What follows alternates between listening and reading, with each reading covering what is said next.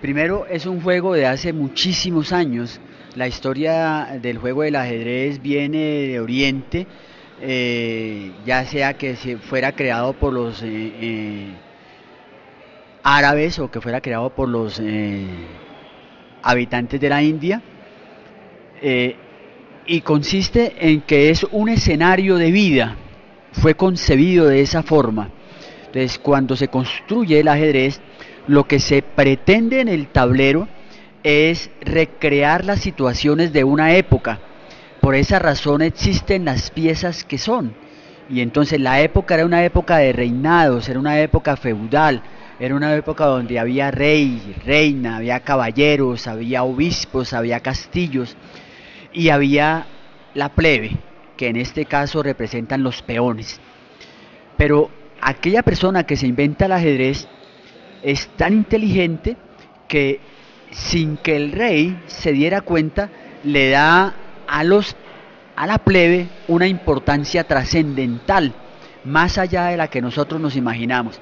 Los gobiernos, los pueblos, los hacen los pueblos. Es decir, las naciones las hacen los pueblos, quiero decir. Y esto es lo que pretende el inventor del ajedrez. En este orden de ideas, reconstruye un escenario de la vida en donde luchan ejércitos, un ejército contra otro ejército, y tienen una alternativa que es dominar al rey contrario. Se capturan unas fichas, las fichas no mueren, que es bien interesante en el juego, son capturadas y se alejan del tablero, pero no mueren, y al rey ni siquiera se captura, al rey se le perdona la vida para que se rinda. Entonces hay unos elementos de dignidad, de cortesía importantes en el ajedrez.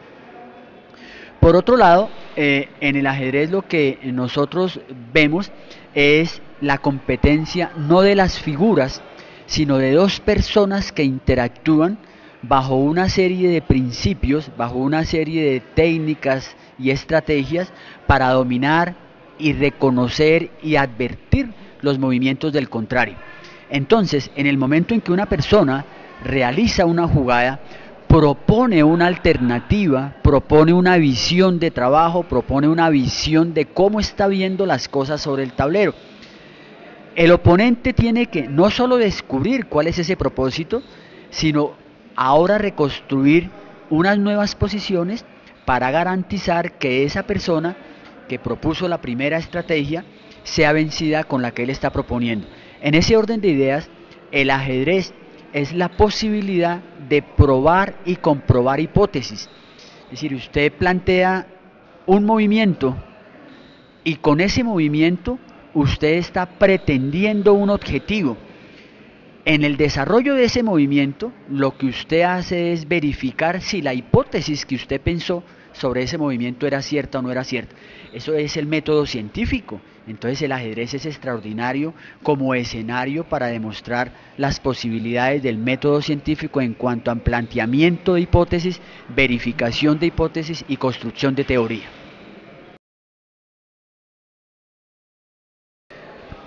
Cuando los niños juegan, bueno, también sucede en los adultos, lo que pasa es que los adultos lo escondemos, pero cuando los niños juegan no les gusta perder. Y cuando pierden, entonces intentan o justificar el por qué están haciendo eso, o intentan justificar que la otra persona hizo trampa. Entonces, en ese momento se crea un conflicto. Y cuando en el tablero de ajedrez se logra demostrar que una u otra persona tuvo razón por X o Y planteamiento, pues sencillamente se demuestra que tal o cual persona tuvo razón y el niño necesariamente debe aceptar esa razón, porque hay una demostración en el tablero de que sí era así o de que no era así. Entonces es una posibilidad de demostrar situaciones particulares.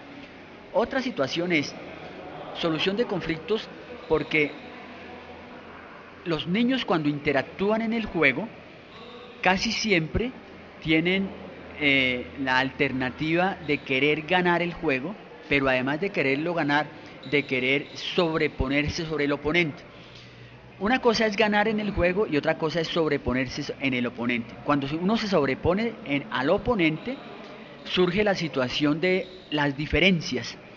este es mejor, este es peor, este no sabe, este sí sabe, y entonces que pueden terminar en cosas tan feas como el manoteo, por ejemplo.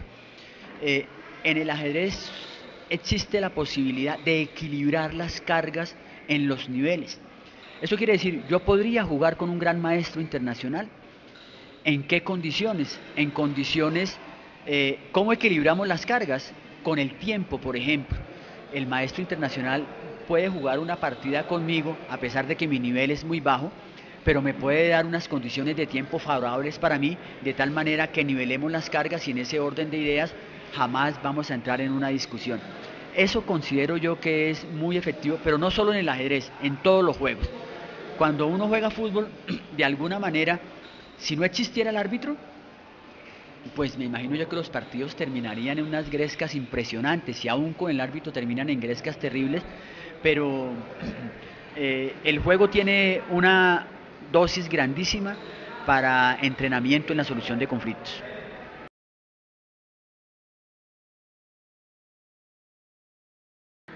Es un juego de táctica y estrategia, es más de táctica que de estrategia. Juegos fuertes de estrategia, el Go. El Go es un juego de estrategia porque el objetivo del Go, perdóneme que haya salido un poquito el tema, el objetivo del Go es conquistar territorios, ¿no? Y para conquistar territorios se utilizan diferentes estrategias en diferentes lugares del tablero. Jugar una partida de Go es un juego del Oriente, un juego asiático, muy interesante, eh, y, con, eh, y permite crear en diferentes lugares del tablero diferentes estrategias. En el ajedrez también hay estrategias, pero es más fuerte la táctica que consiste en técnicas específicas para lograr unos resultados. En ese orden de ideas, esa es la razón por la cual los computadores pueden ganarle a personas jugando ajedrez. El promedio general de personas que juegan ajedrez no le pueden ganar a un computador. ¿Por qué? Porque la base del ajedrez está en la técnica, en la táctica, no en la estrategia. No estoy diciendo que no sea de estrategia, sí lo es, pero no es tan fuerte en esa parte de la estrategia. ¿Por qué el computador le puede ganar a la persona jugando ajedrez?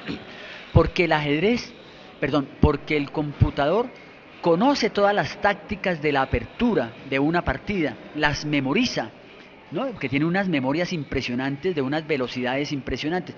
Pero además de eso, consulta en bases de datos qué fue lo que hicieron los grandes maestros a lo largo de toda la historia de la humanidad que han jugado ajedrez ante determinada jugada. Entonces, si yo juego E4 o juego caballo F3 o alfil F2, etcétera, etcétera, entonces el computador va y recorre todas las bases de datos de todos los grandes maestros del mundo que jugaron eso y analiza cuál fue la táctica que utilizaron para poder vencer al enemigo. En ese orden de ideas, hoy en día los computadores le ganan a los grandes maestros internacionales. De hecho, si no estoy mal, el campeón mundial del mundo ha sido derrotado por computadores como Deep Blue.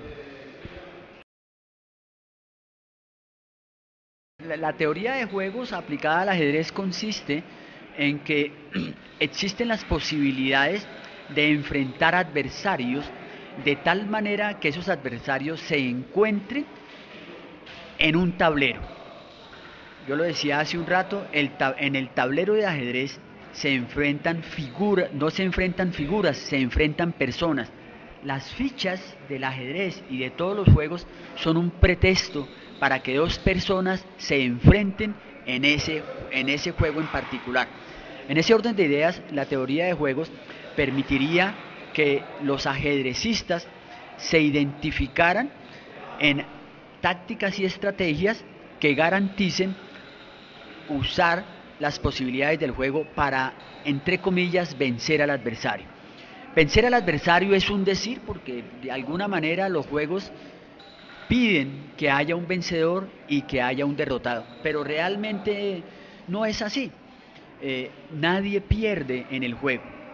Si usted juega con la intención de garantizar unos objetivos más allá de vencer al contrincante bajo unas premisas del juego, usted nunca perderá una partida, usted siempre la ganará porque aprenderá muchas cosas del adversario. Entonces, jugamos para compartir dos estilos de vida, jugamos para plantear unas técnicas y unas estrategias específicas de un juego y jugamos para divertirnos y hacernos personas cada vez mucho mejores.